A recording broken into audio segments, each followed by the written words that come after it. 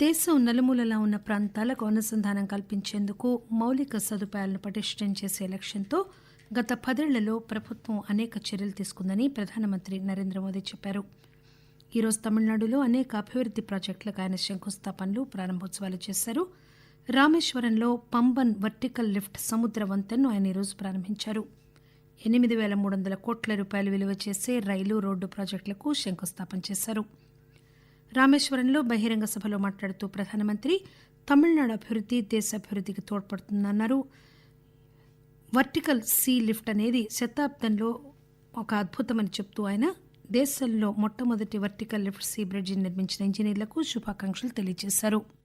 This bridge is India's first vertical lift railway sea bridge. Big ships will be able to sail under it. Trains will also be able to travel faster on it. I just flag off a new train service and also a ship.